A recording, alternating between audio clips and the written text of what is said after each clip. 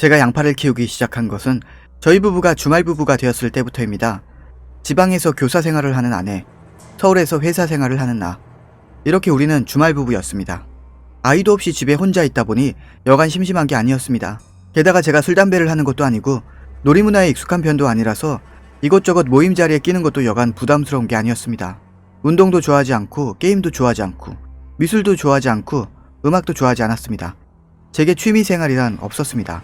개나 고양이를 키워볼까 하는 생각도 있었지만 제가 동물 털에 대한 알레르기가 있어서 그것도 쉽지 않았습니다. 직장일이 끝나면 집에 돌아와 혼자 밥을 차려 먹고 소파에 누워 멀뚱멀뚱 TV를 보다가 잠드는 것이 하루의 끝이었습니다. 그러던 어느 날이었습니다. 요리를 위해 마트에서 사두었던 양파가 싱크대 물기를 먹고 뿌리를 내리고 있는 것을 본 겁니다. 어렸을 적 누구나 한 번쯤은 해봤을 양파 키우기가 생각났습니다. 저는 싱크대 위에 있는 양파를 모조리 주워 담아 작은 컵 속에 물을 채우고 그 위에 얹어 놓았습니다. 그리고 기다렸습니다. 하루, 이틀, 3일. 뿌리부터 발을 내리는 양파가 5일째 되는 날부터 싹을 틔우는 겁니다. 무엇인가를 지켜보며 그 결과를 본다는 것이 생각보다 재미있었습니다. 그 어떤 취미생활도 하지 못했던 저에게 양파 키우기는 유일한 행복이며 즐거움이었습니다. 당연히 저는 몰입할 수밖에 없었습니다. 좀 더 빨리 자라게 할 수 없을까 하는 생각에 인터넷을 뒤져 여러 가지 양분 주는 법을 깨우쳤습니다. 양파는 아주 잘 자라주었습니다. 대파처럼 크게 잎을 뻗으며 자라는 양파가 마냥 신기했습니다. 주말 저녁이 되어 서울에 올라오는 아내도 저와 같이 양파의 모습에 신기해했습니다. 그러나 아내는 이런 정적인 취미를 가진 남편이 조금은 불쌍해 보였나 봅니다. 저를 안쓰러운 듯 바라보기도 하였습니다.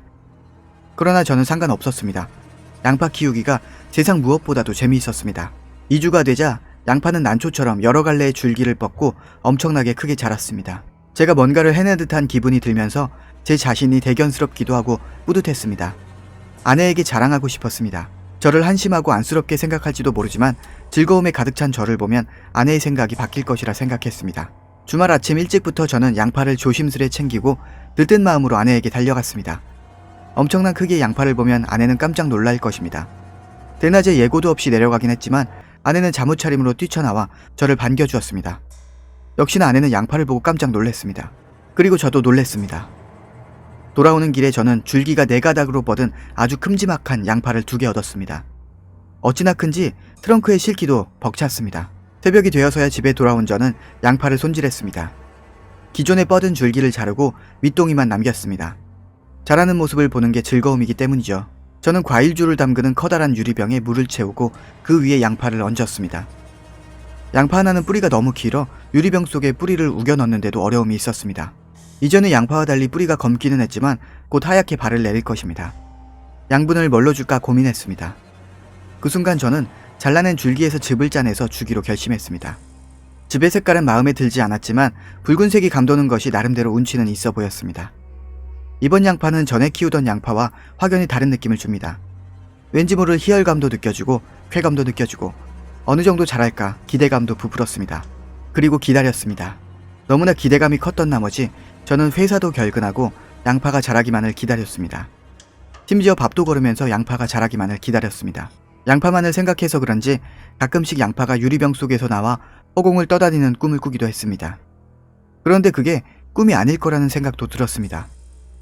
양파들이 떠돌아다니던 곳에 뿌리에서 떨어진 듯한 양분이 섞인 물들이 뿌려져 있었거든요. 양파들이 저에게 양분을 더 원하는 것 같았습니다. 저는 전에 잘라낸 줄기에서 매일같이 즙을 짜내 양분을 공급해 주었습니다. 며칠이 지나니 이젠 그 줄기도 말라 비틀어져 더 이상 즙이 나오지도 않았습니다. 채를 썰어 으깨보기도 했지만 더 이상 즙이 나오지 않았습니다. 그런데 유리병 속의 양파는 계속 양분을 요구하는 눈빛을 보내는 겁니다. 안 되겠다 싶어 다른 양파의 즙을 찾아서 밖으로 나서려고 했는데 당신들이 온 겁니다. 신문 과정을 CCTV로 지켜보던 정신과 전문의가 입을 열었다.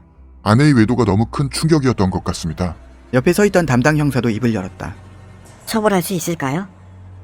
법원에서 정신과 진단을 요구하면 결과에 따라 처벌 여부가 결정될 겁니다.